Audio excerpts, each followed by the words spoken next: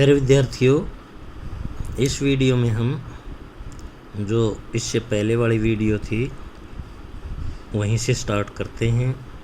ये एक खालिस्तान घड़ी, एक खालिस्तान घड़ी, कोई खालिस्तान मुझे ला करके दे। तो इन पंक्तियों में आपने जो खाली जगह है यहाँ पर आप लोगों ने इस कविता की ये वाली लाइनें लिखनी हैं। एक छाता छाँव का, एक धूप की घड़ी, एक बादलों का कोट, एक दूब की छड़ी, कोई ला के मुझे दे। तो ये वाली लाइनें आप लोगों ने यहाँ इन लाइनों में लिखनी है। अब आगे नीचे दिए गए प्रश्नों के उत्तर लिखिए। इन प्रश्नों के उत्तर आपने अपनी कॉपी में लिखने हैं। जैसे ये है कै बाग। पहला प्रश्न, इस कविता में क्या क्या लाकर देने की बात कही गई है? किन्हीं 6 चीज़ों के नाम लिखिए। तो आपने इस प्रश्न के नीचे 6 चीज़ों के नाम लिखने हैं। बाकी इसमें चीज़ें तो बहुत, यहाँ से लग जाओ, इनमें से कोई भी 6 लिख देना।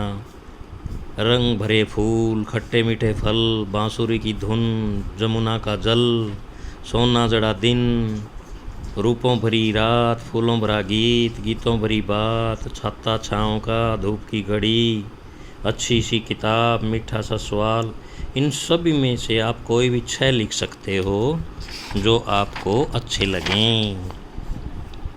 इन 6 चीज़ों के नाम आपने यहाँ लिखने हैं।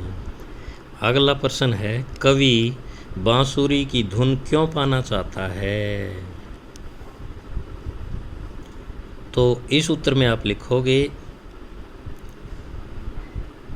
संगीत की धुन सुन करके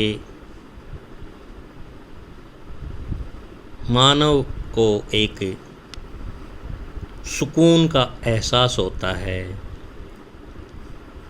अच्छापन का एहसास होता है। इसलिए जो बांसुरी की धुन है ये बहुत प्यारी होती है, जिसको सुन करके मनुष्य को शांति मिलती है, सुख का आभास होता है। इस प्रकार की बातें आप यहाँ पर लिखोगे। अगला प्रश्न है, कवि ने अच्छी सी किताब क्यों मांगी है? यहाँ पर आप लिखोगे, कवि ने अच्छी सी किताब इसलिए मांगी है ताकि उसको पढ़ करके उसको नया नया ज्ञान मिल सके, अच्छी अच्छी शिक्षाप्रद बातें मिल सकें, जिनको वो जीवन में अपना करके धन्य हो जाए। कवि छुट्टी वाला दिन क्यों पाना चाहता है? कवि छुट्टी वाला दिन इसलिए पाना चाहता है क्योंकि आज के समय में मानव का जीवन बहुत व्यस्त है। वो हर वक्त काम में लगा रहता है, जिससे उसमें तरह तरह की आशंकाएं, तरह तरह की परेशानियां झेलता रहता है। तो वह चाहता है कि बीच बीच में छुट्टी वाला दिन भी आता रहे, ताकि उस दिन हम फ्रेश हो सकें, अपने परिवार के साथ, अपने परिवार वाले बच्चों के साथ, लोगों के साथ मिल कर के कुछ हल्केपन की बातें की जाएं, जिससे परेशानियां, बोदरिंग ये सब दूर हो जाए, इसलिए पाना चाहता है। आगे है बातें भाषा की। बातें भाषा की मानक रूप, कोई ला के मुझे दे, ये कविता का शीर्षक है। कई बार कविता की लय को बनाए रखने के लिए कवि शब्दों के मानक रूप को बदल देते हैं। इस कविता में भी ला के शब्द मानक रूप में नहीं है, इसका मानक रूप लाकर है। मानक रूप का मतलब होता है जो व्याकरण की दृष्टि से सही हो। तो इस कविता में जो जाके शब्द प्रयोग किया गया है वो व्याकरण के रूप से सही नहीं है, वो एक तरह से हरियाणवी सा शब्द है। लेकिन कवि जो है इस प्रकार के शब्द कविताओं में प्रयोग करते रहते हैं ताकि कविता की लय बनी रहे, कविता की सुंदरता बनी रहे। तो इस प्रकार के और शब्द भी दिए गए हैं कविता में, उनको हमने मानक रूप में लिखा है। कुछ शब्द नीचे दिए जा रहे हैं, उनका मानक रूप लिखिए। जैसे जाके, ये मानक रूप नहीं है, यहाँ पर हम क्या लिखेंगे, जाकर। लाके, लाके का लाकर, आके का आकर। उसके बाद पाके का पाकर, गाके का गाकर। तो ये मानक रूप हैं इनके, आप इस तरह लिखोगे। उसके बाद अगली एक्सरसाइज है उल्टा अर्थ। उल्टे अर्थ वाले शब्दों को विलोम शब्द भी कहते हैं, इनको विपरीतार्थक शब्द भी कहते हैं। जैसे दिन का उल्टा रात। तो इस प्रकार नीचे दिए गए शब्दों के विलोम शब्द आपने लिखने हैं। मीठा का खट्टा, अच्छी बुरी, सवाल जवाब, धूप छाँव, नन्हा बड़ा, थोड़ा अधिक या ज़्यादा। ये अपनी कॉपी में लिखोगे आप। उसके बाद है नाम वाले शब्द। सभी का कोई न कोई नाम होता है। किसी व्यक्ति का, वस्तु, स्थान या भाव के नाम को संज्ञा कहते हैं। तो जो भी नाम वाले शब्द होते हैं उनको संज्ञा कहते हैं। तो यहाँ पर छांट के लिखने कविता से संज्ञा शब्द चुनकर लिखने हैं जो नाम हैं। कविता में अनेक नाम संज्ञा शब्द आए हुए हैं, वो आपने छांट करके लिखने हैं। जैसे इसमें फूल, फल, बांसुरी, जमुना, जल, सोना, दिन, रात, गीत, बात, छाता, धूप, घड़ी, बादलों, कोट, दूब, छड़ी, छुट्टी, दिन, किताब, सवाल, जवाब। ये इस प्रकार के जो शब्द हैं ये सब संज्ञा शब्द हैं। ये आप लोगों ने यहाँ ये जो खाली स्थान हैं इनमें लिखने हैं, क्योंकि संज्ञा शब्द वो होते हैं जो किसी भी नाम का बोध कराते हैं, किसी भी चीज़ की। अब आगे है बातें पाठ से आगे की। एक छुट्टी वाला दिन। छुट्टी के दिन आपको कैसा लगता है?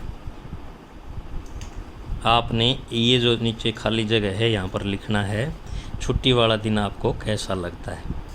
छुट्टी वाला दिन हमें बहुत अच्छा लगता है, या जिसको बुरा लगता है तो वो लिख दे, छुट्टी वाला दिन मुझे बुरा लगता है, मेरा टाइम पास नहीं होता, मैं बोर हो जाता हूँ। लेकिन जिसको अच्छा लगता है वो लिखे, छुट्टी वाला दिन मुझे बहुत अच्छा लगता है, मैं सुबह देर से उठता हूँ, मैं बहुत आराम महसूस करता हूँ, स्कूल के काम की कोई बोधरेशन नहीं होती, या मज़े से खेलता हूँ। इस प्रकार के आप जैसा महसूस करते हो वैसा लिखो। अगला है छुट्टी के दिन सुबह से रात तक आप क्या क्या करते हैं, यहाँ लिखिए। इस उत्तर में सब के अलग अलग होंगे। जो आप सुबह से लेकर के रात तक आप करते हैं वो लिखोगे कि भाई छुट्टी वाले दिन मैंने सुबह से लेकर के दिन में ये क्या काम, ये काम किया। वो सब आपके अलग अलग होंगे, तो आप अपने हिसाब से लिखें। फिर है अगला प्रश्न ग भाग। छुट्टी के दिन घर के किन किन कामों में आप बड़ों की मदद करते हैं। तो आप अपने घर वालों की को क्या क्या काम करवाते हो छुट्टी वाले दिन, वो लिखोगे ये काम करवाते हैं। जो कुछ भी नहीं करवाते वो लिख देना, मैं कुछ भी काम नहीं करवाता, मैं निकम्मा बच्चा हूँ। कोई ला के मुझे दे। कविता में कवि ने बहुत सारी चीज़ें ला कर देने के लिए कहा है। आप क्या क्या मांगना चाहेंगे और किस से, तो ये चीज़ें भी सब के अलग अलग होंगी। आप क्या क्या मांगना चाहेंगे आप यहाँ लिखेंगे, और किस से मांगोगे, अपनी मम्मी से, पापा से, दादा से, दादी से, वो भी लिखो।